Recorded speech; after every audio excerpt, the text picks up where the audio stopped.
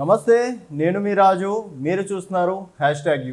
అయితే గత కొన్ని రోజులుగా మనము 119 నియోజకవర్గాలకి ఒక వ్యూహాత్మకంగా సర్వే చేస్తున్నాము. ఇది మనం చేసిన సర్వే కాదు.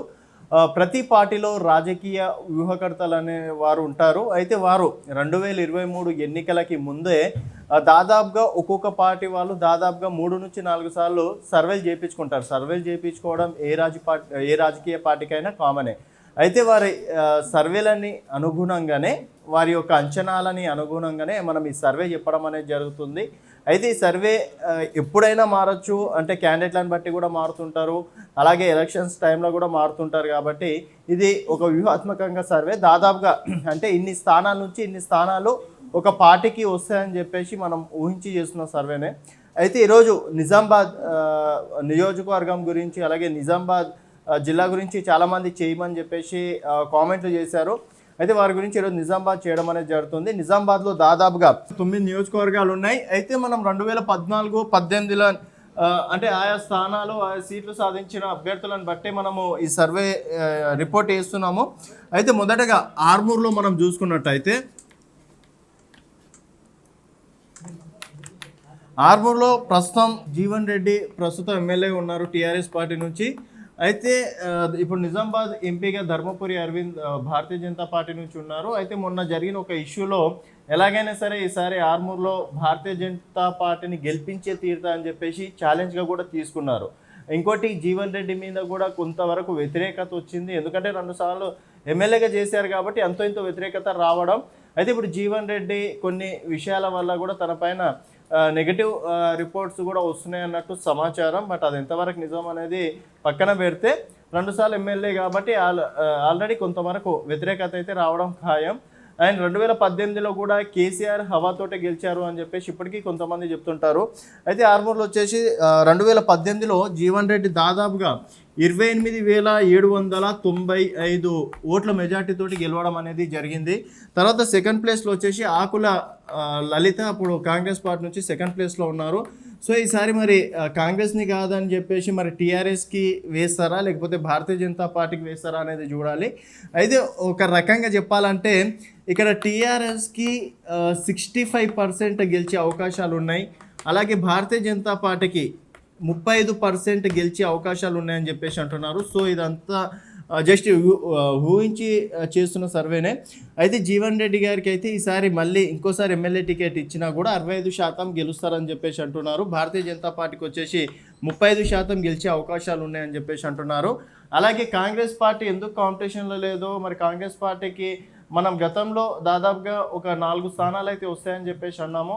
అయితే 4 స్థానాల్లో మొన్న జరిగిన 5 రాష్ట్రాల ఎన్నికల్లో దాదాపుగా 4 రాష్ట్రాలు భారతీయ జనతా పార్టీ గెలవడం, ఒకటి ఆమ్ ఆద్మీ పార్టీ గెలవడం అనేది జరిగింది. ఆ ఎఫెక్ట్ కూడా ఇప్పుడు జరిగే సార్వత్రిక ఎన్నికల మీద కూడా ఎఫెక్ట్ పడే అవకాశాలు ఉన్నాయి. అలాగే నిజామాబాద్లో జరిగే అంటే ఇప్పుడు రేవంత్ రెడ్డి వర్గం ఒకటి, అలాగే మధు యాష్కి వర్గం ఒకటిగా 2 వర్గాలుగా చీలిపోయినాయి. రేవంత్ రెడ్డి వర్గంకి వచ్చేసి సుదర్శన్ రెడ్డి ఇప్పుడు అక్కడ మెయిన్ కీ రోల్గా వ్యవహరిస్తున్నారు. అలాగే గతంలో నిజామాబాద్ ఎంపీగా పోటీ చేసి మధు యాష్కి ఓడిపోవడం అనేది జరిగింది.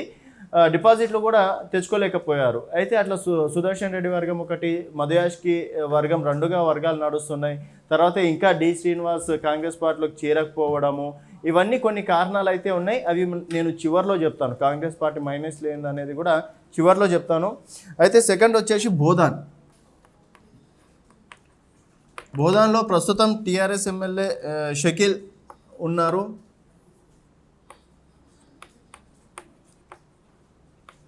సో టీఆర్ఎస్ పార్టీ నుంచి షకీల్ కేవలం అప్పుడు 2018లో 8,101 ఓట్ల తేడాతో మాత్రమే గెలవడం అనేది జరిగింది. సెకండ్ ప్లేస్లో సుదర్శన్ రెడ్డి, ఇప్పుడు ఏదైతే అన్నానో నేను సుదర్శన్ రెడ్డి అని చెప్పేసి, సో సుదర్శన్ రెడ్డి సెకండ్ ప్లేస్లో ఉన్నారు. ఈసారి బోధన్లో కాంగ్రెస్ పార్టీ ఎలాగైనా సరే గెలిపించుకోవాలని చెప్పేసి రేవంత్ రెడ్డి బోధన్ మీద బాగా ఫోకస్ పెట్టినట్టు సమాచారం. ఎందుకంటే రేవంత్ రెడ్డి దూర బంధువు సుదర్శన్ రెడ్డి, అలాగే మధు యాష్కి కన్నా సుదర్శన్ రెడ్డిని గెలిపించుకుంటే నిజామాబాద్లో మనం కూడా హవా నడిపించే అవకాశాలు ఉన్నట్టు కూడా ఆ విధంగా కూడా ఆలోచిస్తున్నారు. కాబట్టి ఏదైనప్పటికీ వాళ్ళంతా ఒకటి, ఇప్పుడు మధు యాష్కి అయినా రేవంత్ రెడ్డి అయినా అందరు కాంగ్రెస్ పార్టీ కోసం పనిచేయాల్సిందే.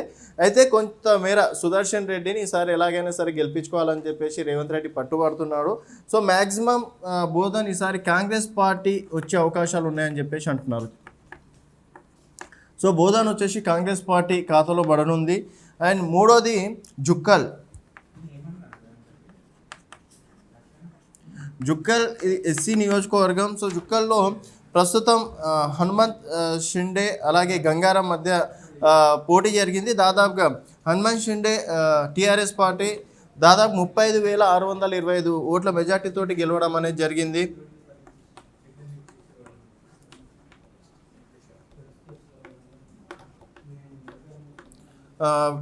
కాంగ్రెస్ పార్టీ నుంచి గంగారం నిలబడ్డారు ఆ టైంలో 2018లో.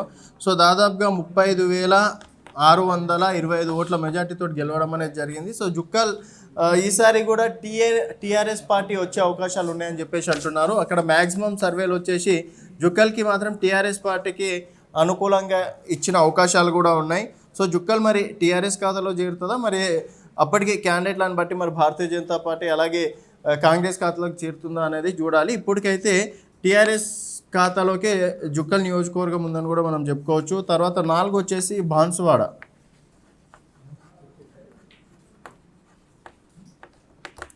సో బాన్సువాడలో వచ్చేసి పోచారం శ్రీనివాస్ రెడ్డి ప్రస్తుత స్పీకర్ అలాగే మాజీ మంత్రి.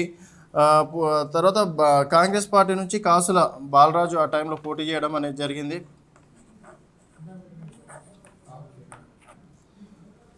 సో దాదాపుగా పోచారం శ్రీనివాస్ రెడ్డి 2018లో చూసుకున్నట్టయితే 18,485 ఓట్ల మెజార్టీతో గెలవడం అనేది జరిగింది. కాకపోతే మన తెలంగాణ రాజకీయాల్లో ఒక సాంప్రదాయం కూడా ఉందని మనం చెప్పుకోవచ్చు. ఎవరైతే స్పీకర్గా చేస్తారో వాళ్ళు ఓడిపోవడం ఖాయం అని చెప్పేసి దాదాపు ఉమ్మడి ఆంధ్రప్రదేశ్ రాష్ట్రం వస్తున్నప్పటి నుంచి కూడా ఈ సాంప్రదాయం అనేది కొనసాగుతుంది.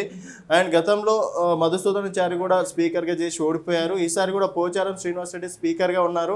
మరి గెలుస్తారా లేదా సెకండరీ చూసుకుంటే సో అక్కడ బాన్సువాడలో మాత్రం కాంగ్రెస్ వర్సెస్ టీఆర్ఎస్ ఈ అంటే టీఆర్ఎస్కి కాంగ్రెస్కి పోటీ నెలకొనే అవకాశాలు ఉన్నాయని కూడా చెప్తున్నారు. సో మనం ఇక్కడ టీఆర్ఎస్ వర్సెస్ కాంగ్రెస్గా కూడా చూడొచ్చు మనము. కాకపోతే టీఆర్ఎస్కి మాత్రం 80% ఛాయిసెస్ ఉన్నాయి ఈసారి గెలిచేది. కాంగ్రెస్ పార్టీకి మాత్రం జస్ట్ 20% మాత్రమే విన్ అయ్యే అవకాశాలు ఉన్నాయని కూడా మనం చెప్పుకోవచ్చు. ఎల్లారెడ్డిలో చూసుకుంటే కాంగ్రెస్ పార్టీ నుంచి 2018లో పోటీ చేసి తర్వాత టీఆర్ఎస్ పార్టీకి వెళ్ళడం అనేది జరిగింది. జాజుల సురేందర్, ఏనుగు రవీందర్ రెడ్డి టీఆర్ఎస్ పార్టీ నుంచి పోటీ చేశారు. అయితే దాదాపుగా అప్పుడు కాంగ్రెస్ పార్టీకి 35,140 ఓట్లు రావడం అనేది జరిగింది.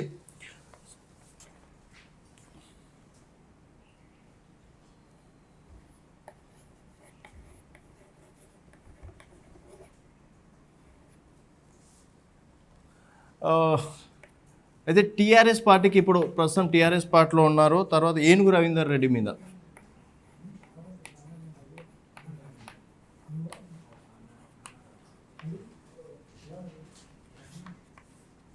సో ఈసారి ఎల్లారెడ్డి చూసుకున్నట్టయితే మనం అప్పుడు దాదాపుగా 35,140 ఓట్లు అనేది కాంగ్రెస్ పార్టీకి రావడం అనేది జరిగింది. సో ఇప్పుడు చూసుకున్నట్టయితే ఇది కాంగ్రెస్ పార్టీకి వచ్చే అవకాశాలు ఉన్నాయని చెప్పేసి అంటున్నారు. ఎందుకంటే అక్కడ కాంగ్రెస్ ఓట్ బ్యాంకు గరిష్టంగా ఉంది కాబట్టి ఈసారి ఎల్లారెడ్డి నియోజకవర్గం వచ్చేసి కాంగ్రెస్ పార్టీకి వచ్చే అవకాశాలు ఉన్నాయని చెప్పేసి కూడా చెప్తున్నారు.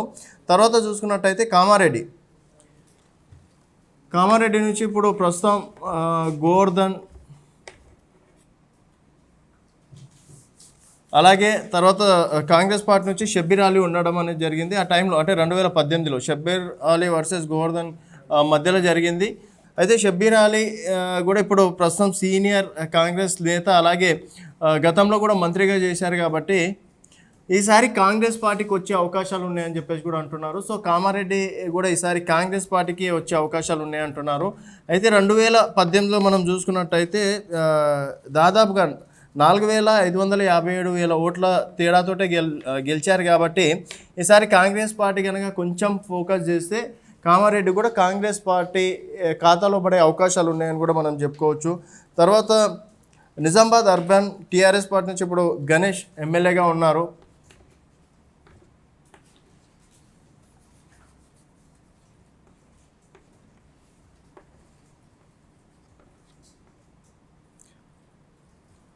అయితే దాదాపుగా నిజామాబాద్ అర్బన్ నుంచి ఇప్పుడు గణేష్ 25,841 ఓట్ల మెజార్టీతో ఉన్నారు కాబట్టి నిజామాబాద్ అర్బన్ కూడా ఈసారి టీఆర్ఎస్ పార్టీకి వచ్చే అవకాశాలు ఉన్నాయని చెప్పేసి అంటున్నారు. అయితే ఇక్కడ భారతీయ జనతా పార్టీకి కూడా అవకాశాలు ఉన్నాయంటున్నారు. గతంలో ఎండల లక్ష్మీనారాయణ కూడా ఇదే పార్టీ అంటే నిజామాబాద్ అర్బన్ నుంచి 2009లో తెలంగాణ మూవ్మెంట్లో గెలవడం అనేది జరిగింది.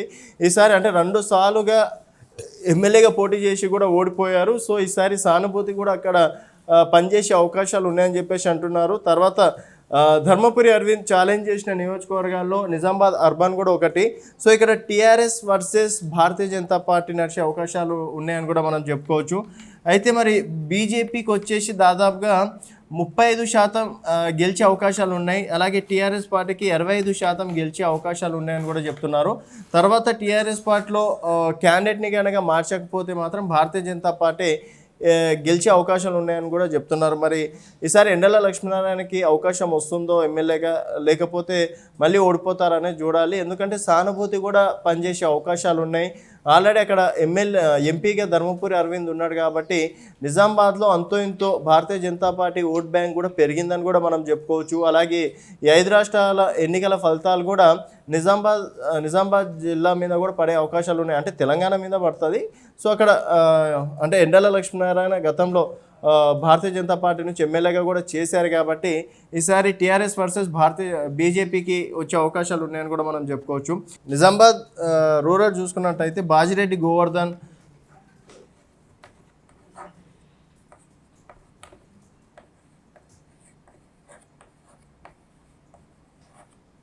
ప్రస్తుతం టీఆర్ఎస్ పార్టీ నుంచి ఎమ్మెల్యేగా కొనసాగుతున్నారు. సో అయితే నిజామాబాద్ రూరల్లో ఈసారి మళ్ళీ టీఆర్ఎస్ పార్టీకి అనుకూలంగా ఉంది అని కూడా మనం చూసుకోవచ్చు. సో ఈసారి నిజామాబాద్ రూరల్ కూడా టీఆర్ఎస్ పార్టీకి అనుకూలంగా ఉందని కూడా అక్కడ సర్వే రిపోర్ట్లు చెప్తున్నాయి. 9వ నియోజకవర్గం చూసుకున్నట్టయితే బల్కొండ నియోజకవర్గం వేముల ప్రశాంత్ రెడ్డి ప్రస్తుతం టీఆర్ఎస్ పార్టీ నుంచి మంత్రిగా కూడా ఉన్నారు. అలాగే బీఎస్పీ పార్టీ నుంచి గతంలో సునీల్ కుమార్ పోటీ చేయడం అనేది జరిగింది. అయితే వారిద్దరి మధ్యన వ్యత్యాసం దాదాపుగా 32,408 ఓట్ల మెజార్టీతోటి వేముల ప్రశాంత్ రెడ్డి గెలవడం అనేది జరిగింది.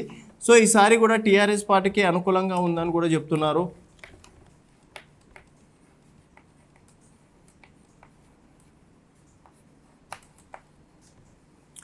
సో దాదాపుగా 32,408 ఓట్ల మెజార్టీతోటి 2018లో గెలిచారు. సో ఇది కూడా బల్కొండ నియోజకవర్గం కూడా టీఆర్ఎస్ పార్టీకి అనుకూలంగా ఉందని కూడా చెప్తున్నారు. అయితే మనం మొత్తం 9 నియోజకవర్గాల్లో చూసుకున్నట్టయితే టీఆర్ఎస్ పార్టీకి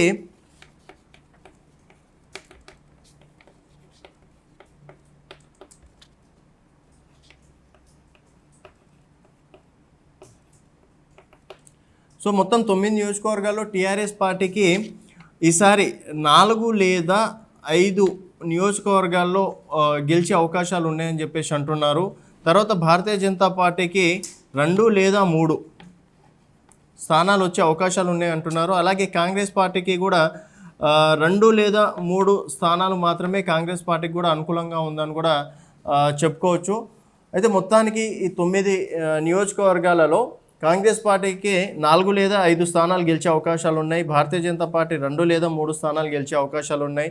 అలాగే కాంగ్రెస్ పార్టీ కూడా 2 లేదా 3 స్థానాలు గెలిచే అవకాశాలు ఉన్నాయి.